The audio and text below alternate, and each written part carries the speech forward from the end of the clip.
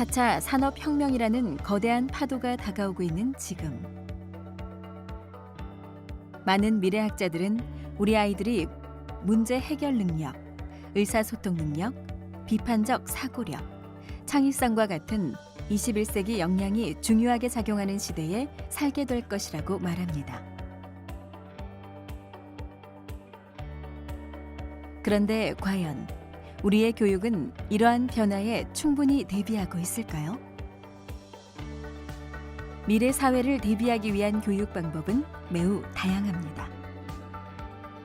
그중 PBL에 대해 들어보셨나요? 바로 프로젝트 베이스드 러닝, 프로젝트 기반 학습을 말합니다.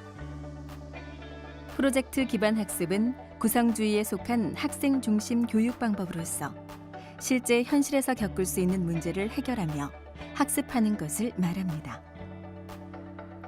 사실 사람들의 일상생활은 목표를 달성하기 위한 프로젝트로 가득합니다.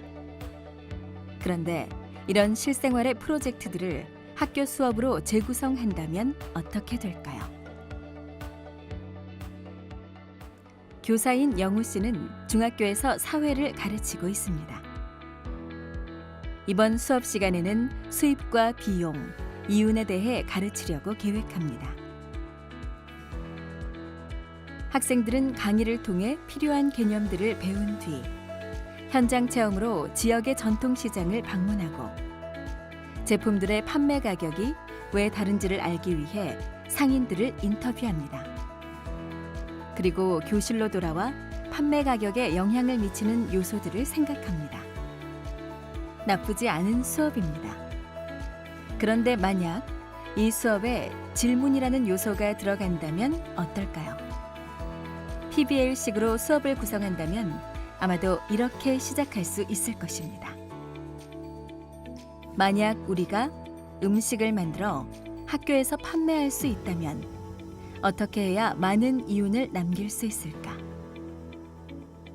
학생들은 이 질문에 답하기 위해 앞으로 알아야 할 정보들이 무엇인지 함께 생각합니다. 이윤이란 무엇일까? 어떤 시간에 파는 것이 효율적일까? 친구들은 어떤 메뉴를 좋아할까? 음식을 어떻게 홍보할 수 있을까? 학생들은 프로젝트의 질문에 대답하기 위해 자신이 무엇을 해야 할지, 그 상황에서 가장 효과적인 방식은 무엇인지에 대해 마음속으로 대화합니다. 그리고 난 뒤 모든 별로 문헌조사, 인터넷조사, 설문조사 등 스스로 택한 방식으로 정보를 수집합니다. 이때 학생들이 알아야 하는 지식과 비판적 사고력, 창의력과 같은 21세기 역량을 증진시키기 위해 다양한 수업 방식이 활용됩니다. 토론학습, 논쟁학습, 탐구학습. 필요하다면 짤막한 강의도 좋습니다. 그 후 학생들은 시장과 마트를 방문하여 재료를 준비한 뒤 전교생을 대상으로 푸드코트를 운영합니다. 학생들이 어떻게 푸드코트를 운영하는지 한번 들여다볼까요? 일모둠의 학생들은 구매하고자 하는 학생 수가 많은 것을 보고 기존에 결정한 판매 가격을 올리기로 결정하여 가장 많은 이윤을 남깁니다. 수요와 공급 개념에 대해 알지 못할지라도 초과 수요 상태에서 공급자들이 하는 행동을 직접 체험함으로써 배운 것이죠.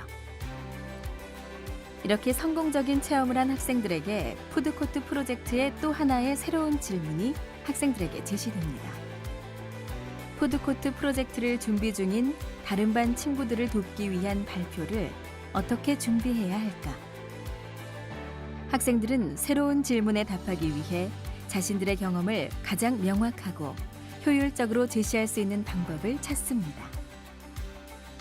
일모둠은 자신들의 체험을 바탕으로 초과 수요, 초과 공급 상태에서의 가격 조정 전략을 팜플렛으로, 이모둠은 비용을 절약하고 수요를 증가시키는 방법을 UCC 비디오로 제작하기로 합니다.